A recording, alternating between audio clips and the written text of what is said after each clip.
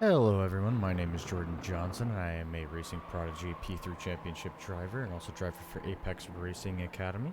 And we're back for another week of the Mazda Mx-5 Global Championship Series, which is also being used to get one of the Prodigy Racing League Golden Tickets series, or Golden Tickets, and we're going to be taking you around a Hotlap here at Navarra, a really technical track, one of the longest tracks on our calendar for the Global Cup this season. And also one that has a couple unique traits that we're going to be wanting to look out for. So we're going to go ahead, take a look on board. Let us go through this first lap. Immediately after.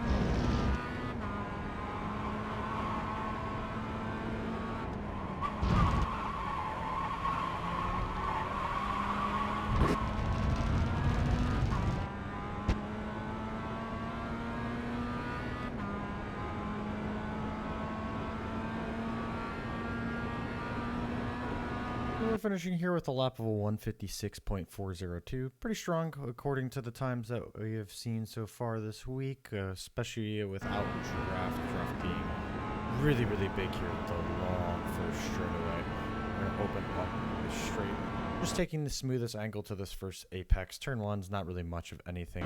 Then two ways that you can take this corner. You can either fully straddle this curb, or you can put the car right on the inside. I personally like in race trim not straddling the curb just because this curb can unsettle the car, especially if you cross over it on braking, which you will be braking quite hard coming through here.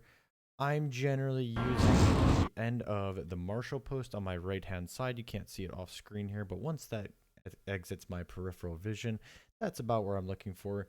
You can also use these concrete pads here on the left. As you see, there's about 4 concrete pads here till it reaches my hood. I'm at about the 5th one. Really hard to kind of see. Not a lot of great markers here to really go off of.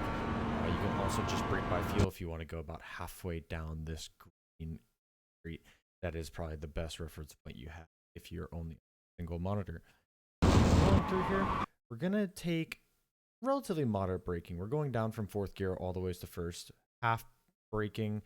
The entire time you can see that we're driving the car with the rear end completely steering the car as we're pushing the steering out to the left. Over this curb is a little bit risky. This can cause the car to oversteer. In this case, we just got it over onto the curb and we're able to manage it. Down into 1st gear at this point, you're going to get that last snap of oversteer, and then we're going to immediately get on throttle to balance the car out as we get the car turned into the apex here.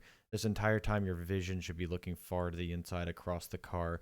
Don't worry much about where the car is positioned out here. You can easily get away with being a car length over to the right and still get a good exit. It's really more important to carry good momentum, meet this apex here, and get the car straight and drive it out. We're going to use that throttle then to stabilize the car out of its slide and get it out of the corner here. And this is actually going to be a really good run, one of the best ones I've had. Letting the right tires settle down on this curb, that is the track limit. If you put those right tires on the red and white curbing, you are good. Then just limit your sliding through here again. Red and white curb is the limit here, getting the car back on track. I'm turning in around the start of this curbing here. You're going to see the cars crossing over right at the start of that curbing. So we're ignoring the triangle curb, then immediately coming across that big curb right when it becomes the red and white curbing, using all of the inside here, completely off throttle, even a little bit of brake if you need to. You can see we're actually kind of balancing back and forth multiple times throughout here as we get the car turned in. Off the throttle, blend it out, stabilize the car. And then here you want to start thinking about your braking immediately. As soon as you reach this outside curbing, that's where we're going to start our braking. Very low percentage braking. Don't need to get the car slowed down very hard. We're just trying to get some weight on the nose to get it turned in for the left-hander. So as soon as we reach that curbing, you can see we start to build that brake pressure. Let it build up, let it build up. Don't want to use too much brake because we're on the curb, and we actually have a little bit of an overcorrection here that will push us a tiny bit wide of the apex. But then once you're at this point, pointed at that apex, this is where we're going to start picking up that throttle. Don't want to stomp on it. In this case, we were able to just because of the amount of rotation we had. But start feeding it in nice and early to stabilize that rear end. We needed to get this car hooked into that camber on the inside, and you can use all of this exit curbing on the outside as much as you would like. Just be careful of getting the off track by cutting too much into the grass on the right hand side here. Running through this next corner, I'm using this 50-meter board over on our right hand side, a little bit off camera here, so we're gonna pull it up on our chase cam. You can actually see it off into the right hand side there. That's going to be our brake marker as we roll through at that 50 board, watching that out of the corner of the eye. As soon as we hit that, onto that braking, pretty heavy braking, only down into first gear and immediately onto that throttle as soon as you get that car turned in. Car's in and starting that throttle. Don't want to touch this sausage curb. Really want to use all of this inside large serrated curb.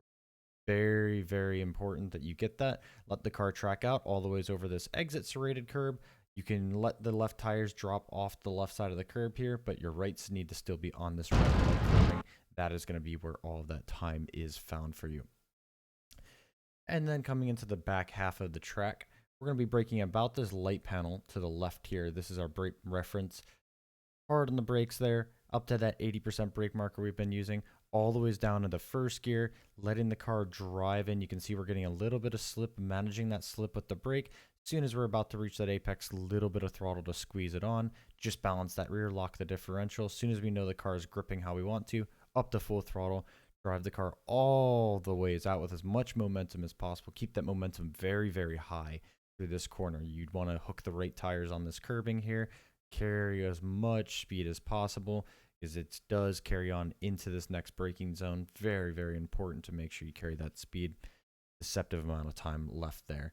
Here we're going to be braking about the start of this white and orange, white and red wall. That's about where I start braking. Going to be hard on the brakes once again. Very patient here, back down in the first gear. Late apex, very easy to get wrong if you take too much. So make sure that you're getting that very late apex. You won't actually be able to take much curb if you do get it right, just because of how late you're going to get the car turned in. Let it track out. You can even drag your right tires through this grass a little bit here. Then our next reference marker is going to be right at the start of the serrated curb again. Turning in and braking just about the start of that serrated curve. You can see a very low pressure, about 20%, rolling the car in. And a little bit over this curb. Don't want to take too much. This is probably about the maximum that you're going to want to take coming through this corner. Rolling up onto that curbing there. You can see our tires just about touching that sausage on the inside. And then letting the car roll all the ways out to the exit curbing. Left tires have to stay on the red here. We actually had a little bit more space, but because we overslowed a little bit, we weren't going to end up using it. So don't take too many liberties here. Very, very easy to pick up that off track in that corner as well.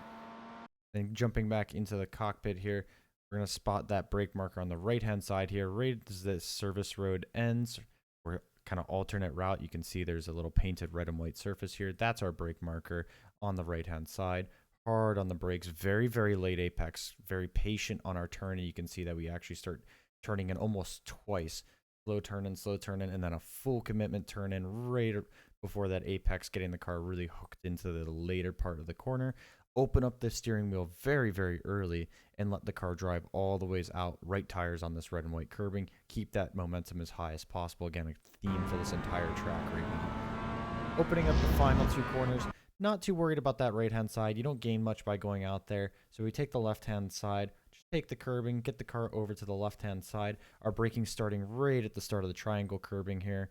Hard on the brakes, then getting the car turned in. As soon as you know you have that rotation, off that brake, let the camber do all of the work for you. Start thinking about where you're going to pick up that throttle. Think about it, feed it, feed it, feed it, and then drive the car out. Right tires right onto that exit curbing.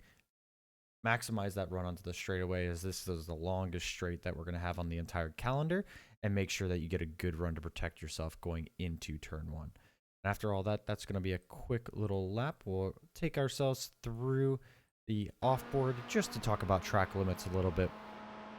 There's not many track limits here that are going to catch you out. All of them do seem pretty fair. Like we said, we can straddle this curbing here. Don't want to use it too much. Taking that apex and a little bit of the curbing here. Once again, open up this corner. Easy to pick up the off track here. This is pretty much the maximum that you can take. If you take any more here, you're almost always going to get an off track right on that right side or left edge of that curb. A little bit of drain as well for good measure. Once again here, left-hand tires on that red and white curbing, and then turning in across this curb here. This is another one of those corners that we want to look into, using all of that inside right up to the grass there. Actually, probably half a tire, so a little bit of room to improve all over this outside curb here, but we're low pressure braking, so we shouldn't unsettle the car too much. We actually did in our instance and missed that apex, but again, good momentum. Use all this exit curbing, and again, can use a little bit of that inside grass. Just don't let the inside of the car cut over that. Then cutting over here, straddle this curb once again, very important. Hard on the brakes, don't drift over any further because that serrated curb will mess up your braking, so keep your right tires on the right edge of that curbing. All the ways over, hard on the brakes, pretty much maximize this corner like we talked about. Don't touch that sausage curb, really use all the serrated curbing. Then let the car track all the ways out. Right tires have to be on this right side, or on that red and white curbing on the left edge of that. And another one of our track limits corners coming through, need to make sure that you have that braking down right at that light panel, getting all of this inside serrated curbing. Actually missed it a little bit here, but then right tires over the left edge of this curbing. Again, a very common theme, keeping those inside tires right over the outside edge of the curbing as it is allowed. Once again, hard on the brakes here, using the bottom of the curb because the top of the curb will unsettle the car. Rolling it through, very late apex. You can see the corner's almost done when we hit that apex. Just a couple of apex curbs left. Let the car track all the ways out immediately. Use all of the grip, even cutting across the grass just a tiny bit. Using all of the interior or the entry curbing, ever so slight amount of the interior apex curbing, and once again letting the car track out. And we didn't maximize it in that exact scenario. Here's that red and white stripe that we were talking about on the onboard lap. That's going to be our brake marker, nice and early, hard on the brakes, very late turn in. Can use a good bit of this apex curbing here. We actually just focused on our momentum on this lap, carrying it out. Right tires on the outside of that curbing once again. Not too worried about maximizing this corner here. We don't scrub any speed. We just want to get the car settled. Hard on the brakes. Don't use any of the curbing here. We can just barely roll onto that outside there. And then hard on the throttle. And use this apex curbing. If you only go about halfway up, that's about the limit. Otherwise, you're going to see the car is going to start bouncing. And then a good drive out, open the wheel up, get the car straight. Right tires on that exit curbing. Once again, on the left edge of that curbing is going to be how you're going to maximize that lap. That is going to be your circuit guide for Circuito de Navarra. Thank you all again. I look forward to seeing what races you guys have to put on this week. A very tricky week, a draft track for sure, but good racing to come week.